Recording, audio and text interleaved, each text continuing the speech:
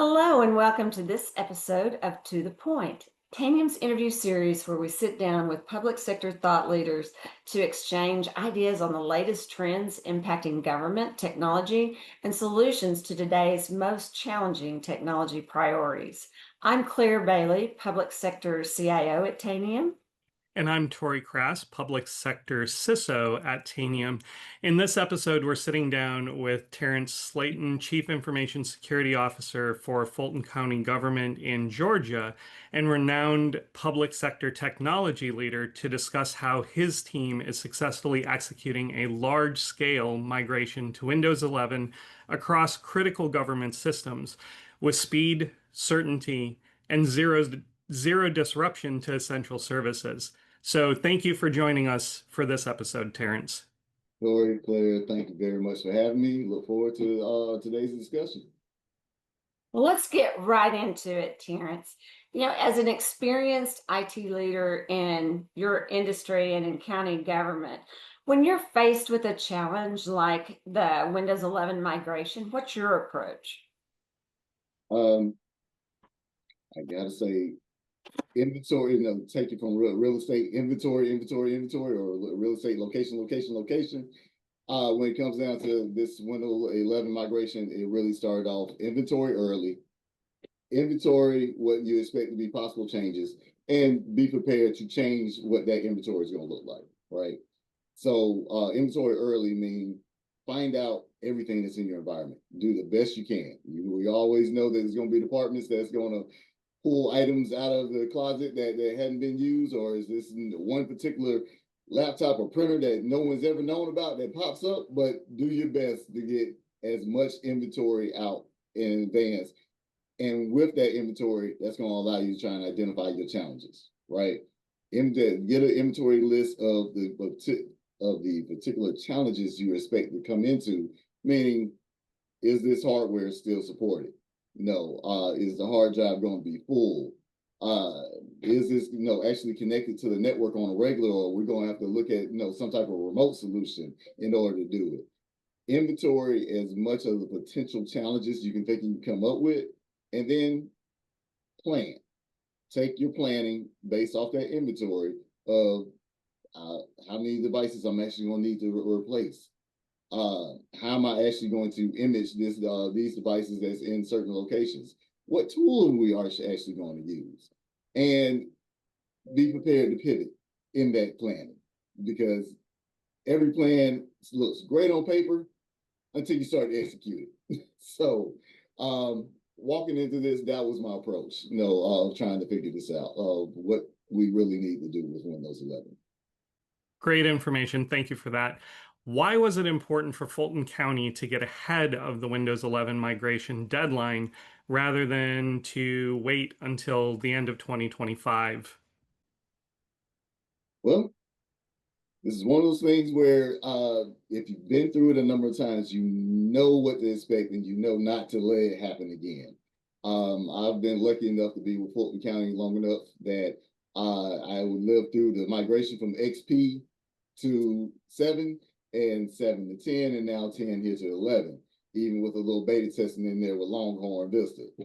And one of the things that we absolutely found with the move to Windows 10, I'm sorry, well, yeah, with the move off of 7 and the 10, and now with again that you're refining here with 10, is your client base really doesn't like change like us as IT technology professionals like the change. And because of that, there's always going to you're always going to run into those few areas where they don't want to move, or they have an application that's been running for over the last 6 to 7 years, that's never been really updated, that's not going to be ready to or compatible with Windows 11.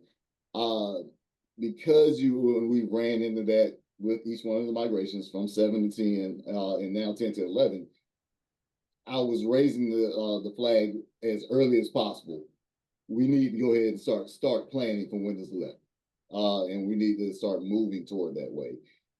We got caught up with Windows 10 last year. Well, I'm sorry, at the time we migrated to Windows 10, paying for extended support, and I absolutely did not want us to run into that again. I didn't want to carry that level of risk going forward. Of course, we're talking about only receiving the extended support updates, which is basically just critical updates, right? Addressing critical vulnerabilities. My real life experience is not always the critical vulnerabilities that get you, as much as a chain of smaller, medium, lower vulnerabilities strung together in order to try to elevate privilege, or enhance the attack. So don't get caught up looking at the big boom. Sometimes it's the smaller things that will catch you, and that's one of the main reasons I didn't want to carry that risk forward of us having Windows 10 lingering and only receiving critical updates and support. Absolutely, it's like, hey, I've touched the fire once. I don't want to get burned by it again. Once burned, twice shy. Yes, ma'am. We say in the South. So when we look at that, now you're in motion. You're executing your strategy and your project plan, and you're going to get in front of this. What were some of the biggest technical or operational challenges you had anticipated? And then what did you do to overcome those? And then as we kind of go through that, did you run into anything that you didn't anticipate? And how did you overcome those obstacles? Anticipated hardware concerns. No. Unfortunately, I would have loved to have an environment, a homogeneous environment where, hey, I have all of one brand of PCs or laptops in the environment. That is not what's happened at all. Of course, we have devices on different refresh cycles, so we may have just gotten one set of devices in for the police department that are completely different than what's still being used in the courts, because they're not up for a refresh yet. So they're still sitting on an older version. So I knew that I was going to walk into a situation where a mixed environment, different laptops, different desktops, different schedules. So of course I wasn't going to be able to hit the easy button and just say, push. And we just, push the deployment out to every device there. I knew we weren't going to run into that. So of course, that was proper planning prevents poor performance. We knew that was something we walked into. Some of the things I didn't expect were the differences we had in current technology for pushing image. Now, once again, I've been here for a little while, so I've seen where we were old school Symantec Ghost, physically, re-imaging machines, where we finally elevated to using Microsoft's MDT to finally be able to remote machines, use SCCM. We even tried our foray into using Intune. And I still had all of the technicians that were here that have used each one of those technologies. And of course the challenge was, well, we can use this, or no, we can use this, or no, we should use this. And it's like, whoa, hey, it's the old stuff. Can we move progressively? Because Windows 11 is not the same as XP. It's not the same as 7 in deployment. We should be able to make this a lot less intrusive, a lot less, a lot more seamless for our techs to be able to push Windows 11, remotely assist everyone, because the world of remote work is, to me, I hope, is here to stay. So because of that, the older methods, do not quite work because they require the user to be on network. A lot, since we've moved a lot of things to SaaS, a lot of remote access, our users are not always on network. So that because of that, the older methods don't work. You needed something that was going to be able to work on your network and off your network to be able to update all of these devices. And that's where, honestly, Tanium just shone way above the rest in the situation, where Intune, we were not completely licensed, for our number count, for the actually number of devices that we have in the environment, which was a big surprise. But we were, licensed for Intune, and let me back up for a second. Let me explain the Intune licensing issue. Our Intune licensing issue, the way my Intune manager explained it to me, is that because we are managing both endpoints and mobile devices within it, it consumes license.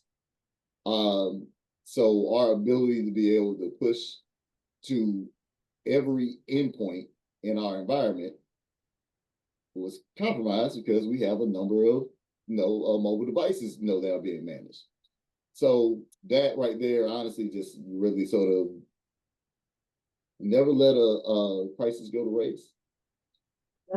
I was able to utilize Tanium as the primary tool. It's like, hey guys, let's consolidate, move on to new technology. I believe I can solve your problem here with Tanium. I'm licensed for every device in here. Let's go.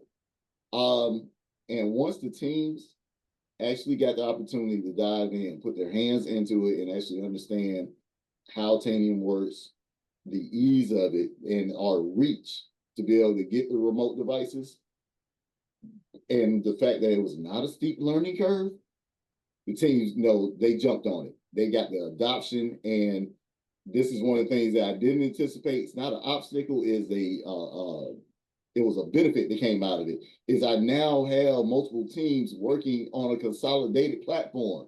Everyone's on board with using Tanium for not only the vulnerability management, but for our regular patch management, and also for enforcement of group policies on the endpoint device, and for being able to manage our asset inventory. That was a benefit that actually came out of it. So it was a crisis of we need to update to Windows 11. It was a crisis that devices are remote and not on-prem. It's a crisis that I had multiple tools that people want to use.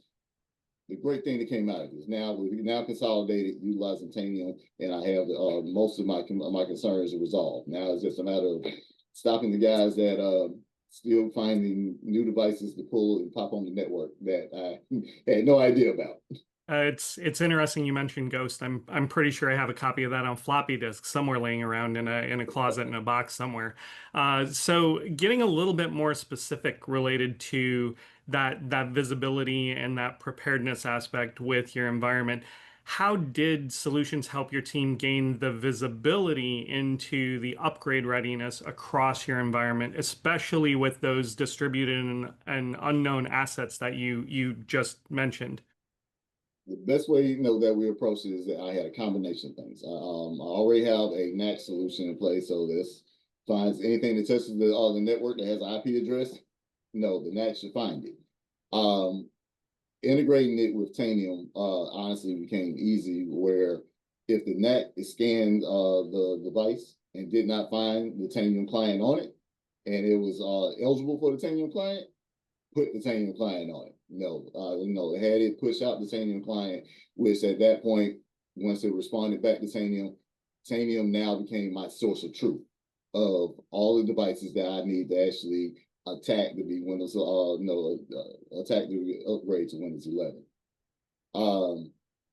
Once we were using that as a source of truth, the Windows 11 ready assessment that is comes native in the Tanium, which I thought was amazing. I didn't have to go build out a set of scripts to say, hey, check for memory, check for processor, check for the hard drive, check for the TPM, which was definitely another surprising thing that come across, to find out that some of them are TPM 1.1 instead of the 1.2 module that was necessary. But so by using the readiness assessment, it made short work of identifying all the devices on the network that were ready, and then able to identify why they were not.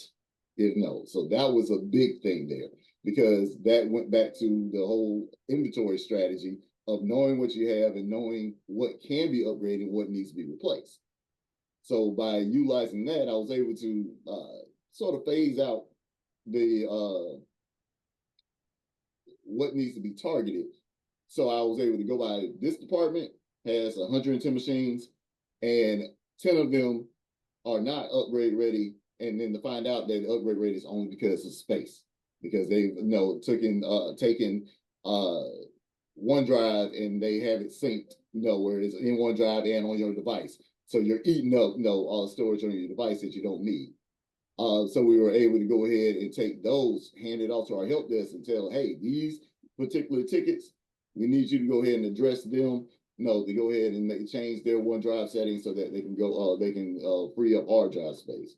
So that was another benefit, with getting into the visibility of being able to carve up, why it's not ready, and then being able to, rather than have our deployment team working on those smaller issues, you're able to farm that off to the help desk, let them take care of that part. And then for anything that was absolutely processed and not ready, that's going to be a full PC replacement. We can farm that to our assets team that already has a budget for PC refresh, that as we call it, for replacing devices. We are able to give them solid numbers, and by department as well, what numbers need to be physically replaced. And then we were able to really just sort of hone in on, this is what's live, this is what's on network, this is what we can push the button and upgrade to. And then of course, one last visibility benefit. Being able to see the patch level on a device. One of the things that we ran into early in the assessment with the pilots is, of course, there's an assumption made that all of our devices were Windows 10 at the latest patch level, so that we can go ahead and do an in-place upgrade. Bad assumption, very bad assumption, because what we ran into is that we had some that were still at 23H2, some that were 22H1. It's like, whoa, why are we at such a variance when it came down to our patch levels? But by using Tanium's, in the upgrade process, we were able to see, hey, OS wise, this is not at the proper patch level to do an in-place upgrade. So we do have the patch module available, able to target those specific machines, update them to 23H2, and go ahead and get them Windows 11 ready. So that's definitely a huge benefit of being able to have the visibility. So those are the two tools that mainly did the work. Our NAC to be able to find everything, and Tanium to be the source of truth. Fantastic. And, as you look at this journey, I think one of the things I love most about working in government and having been in government for a long time is the opportunity to share your thoughts and what lessons that, what did you take away from around risk mitigation and ESV licensing or even device provisioning that other public sector organizations can learn from your organization? First thing about understanding risk is you gotta know what you have. That visibility, that inventory, I always go back to that as a start, because you can't defend what you don't know. You can't repair or mediate what you don't know you have, right? You can't monitor or provide any type of scope or metrics on something if you don't know what you have. So the very first thing is always going to be, getting that real-time visibility of what all devices are on the network, what's their patch level, are they able to be updated? Is this something that even should still be in the environment? So that would be the very first thing that we find out, is absolutely getting that visibility. And once you have that visibility, it will expose everything that you need to know about your risk, because now you will understand that you have HP 8000 still sitting on the network that can't be upgraded past Windows XP, but it's still out there because the finance department has an application that's never been upgraded. So now you can go ahead and that's your risk, so you can go ahead and apply proper mitigation. So I would say absolutely that is one of the absolute major lessons that I've taken away from this, is being able to see and know what you have available, so you can know your risk and actually apply it. Next thing I want to say, what I've learned out of this would be patch management. Never make the assumption that all your devices are up at the same patch level. But the benefits of making the OS move to Windows 11 is it helps you give a reset to your base. right? You're now starting off at a new baseline that you know that every device that's currently on your network is at Windows 11 and is at this current patch level, right?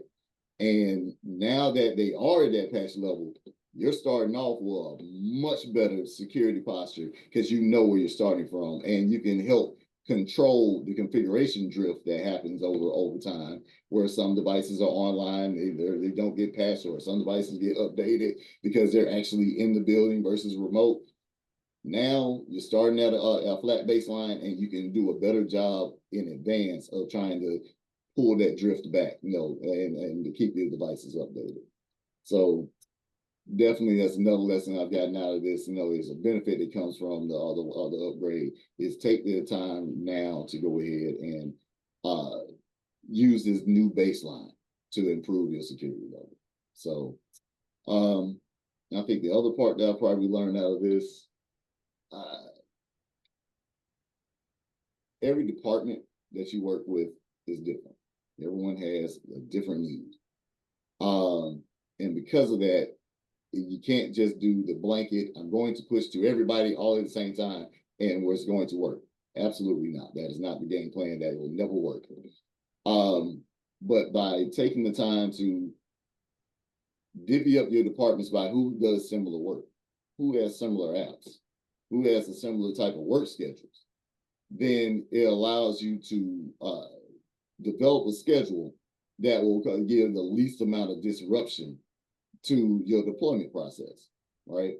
So now with you deploying Windows 11, to these groups and these batches, it allows for a lot smoother and a lot less calls to the help desk. But before you even run out to start the full department deployment, you've got to go ahead and get change champions.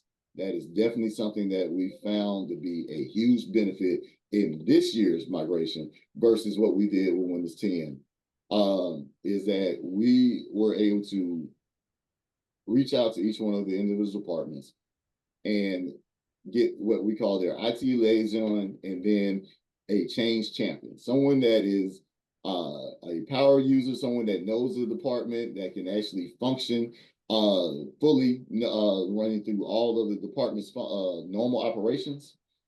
And you pilot with them. You have them set out as the initial pilot, and you have regular meetings with them to understand, hey, what went wrong? What went right? What did you see? No, how long did it take? No, what were you doing when it happened? Did we catch you in the middle of your workday and start, upgrading your machine?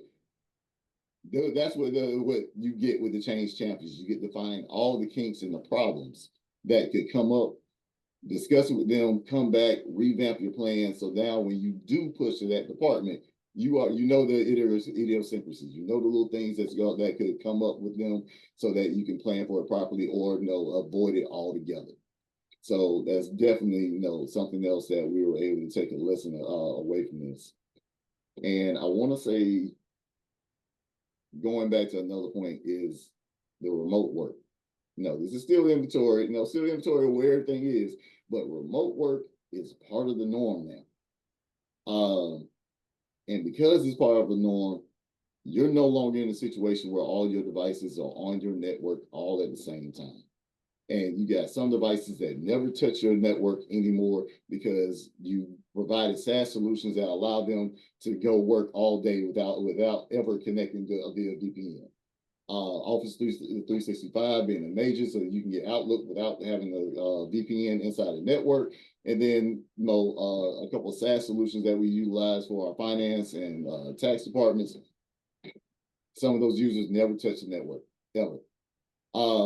So because of that, you have to develop a strategy for, how do I get those remote devices taken care of? How am I going to push or keep those in configuration? Keep them out of the configuration drift. And that's another one. Planning for that takes out of all your on-prem tools, and you need something that works in a remote basis. That's another benefit that coming with Tanium. All I need is an agent and an internet connection, and I can go ahead and take care of that device. And that's been our answer, through this entire situation. I've had a lot of The techs inside have questioned like, well, how are we going to take care of the ones that don't come in the office? If they get online, we can touch them. So we were able to go ahead and determine, how many of these how many of these devices did we see listed, and then compared that to how many times did we actually see it touch the network. And then it's like, okay, these are our 90+% remote workers. We need to make sure that Tanium's installed, and then communicate with them, hey, this is your week for your devices to be updated. Please leave it online. You do not have to come down to the building. You don't have to leave your home. Just leave it online, and we'll take care of the rest. And that has actually worked out very nicely for us with very minimal problems and very minimal upsets of having to make users come to the down to the our government center to go ahead and get their device taken care of or fixed. We've been able to do, I'd say, well over 90-95% of the remote workers without them ever having to leave home. And I know they're happy about it. I know my team's happy about it and be able to remotely take care of users. Yeah. And so we're moving the project along, even though everyone's not in the building. So I think those planning for that and understanding how we go about it and how to solve the problem, is something that we were able to pull out of this, is understanding that, hey, we have a new norm that we have to solve for. Yeah, those are some great lessons. Thank you for sharing those.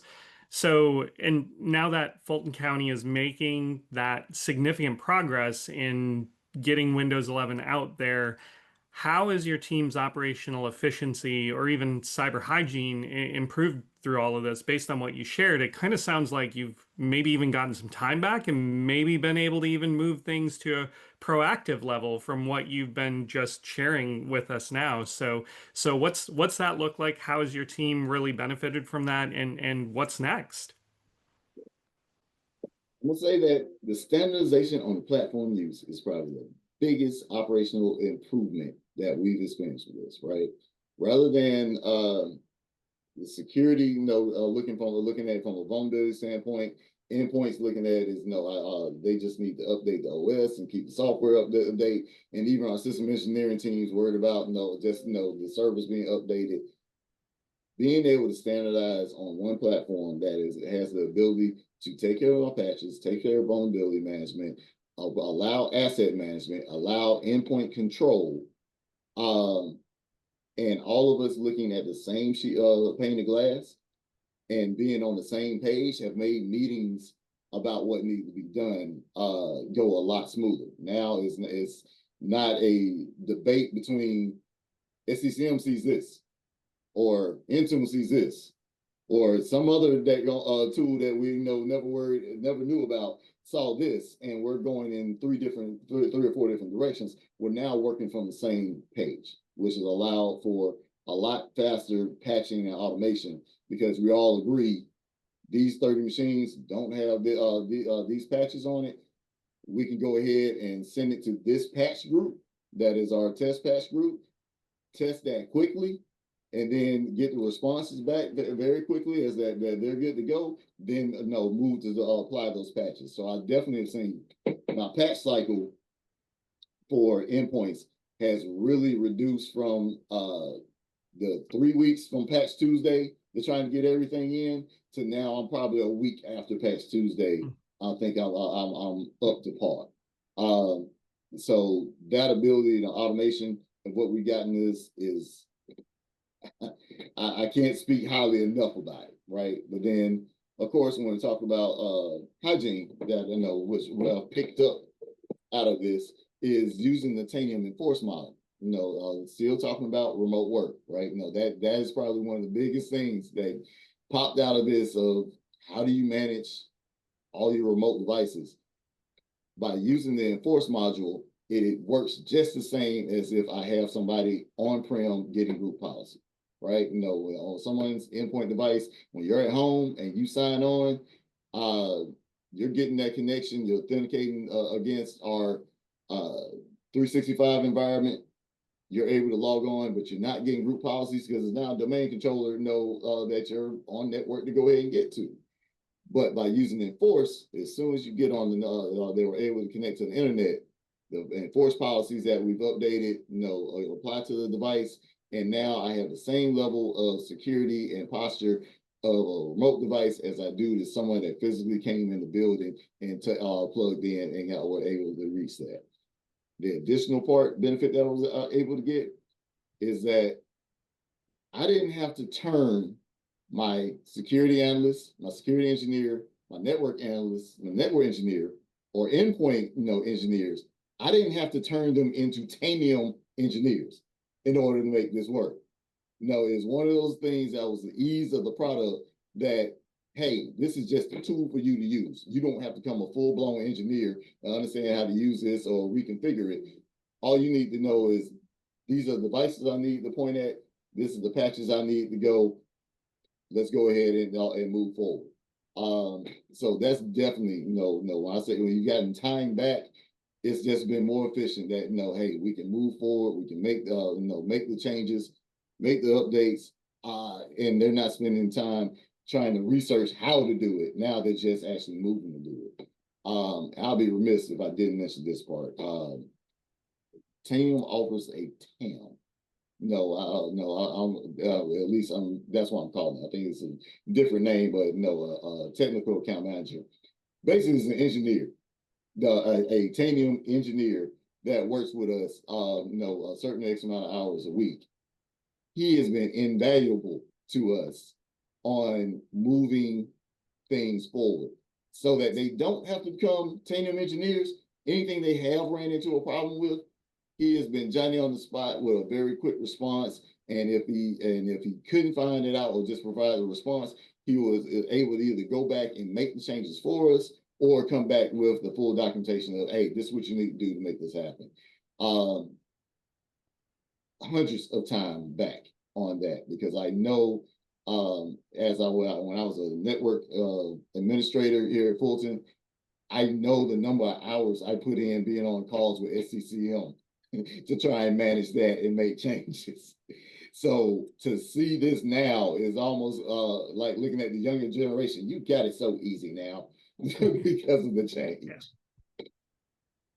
I say that a lot to everybody, especially to my son. Terrence, if you were going to walk into a new role and you walk into that organization and you are looking at how you're going to meet this deadline, what would be your three-pronged advice to help them meet this deadline? I would keep beating the dead horse. Number one, of inventory. That's just my starting point for everything. Is inventory, communicate, and actually execute. Right. And when I break those down, of course, I was talking about all day. Inventory, know what you have, right? And get a list of what the challenges you're expecting and be prepared to make that inventory change. All right. So that's just the first part. Communication, that's where those change champions come in handy, is being able to communicate to basically the end users, or they become stakeholders at this point because you're about to change their lives.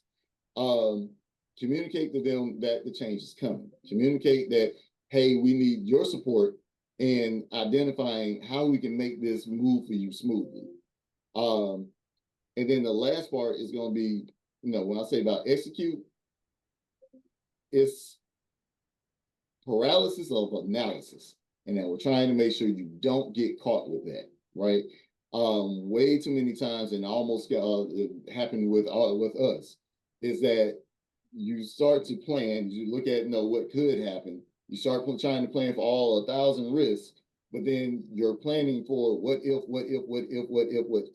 and you're throwing all these what ifs out there. Not even sure if that what if really applies to your environment, but it's just a concern that got thrown out there. So now you're trying to plan for this, when at some point you need to trust your team, trust that you have planned out for as many contingencies as you can, and then put your foot in the ground and move forward, right? Be prepared to adjust mid-flight. No, not trying to say that your plan is going to work flawlessly. But the thing is, you have to actually put it in motion to find out if there's a flaw in it. And then be prepared to pivot when something happens. The worst thing you can do walking into an environment that needs to be upgraded to Windows 11 with the deadline looming, the worst thing you can do is nothing. You need to make a decision, pick a path, move down it, and then be prepared to pivot when necessary. Yeah. Those were some absolutely wonderful insights. So thank you for sharing those with us today. And thank you for joining us today, Terrence. It's been great to have you. Thank you, Tori, Claire. I really appreciate y'all having me on to talk about this.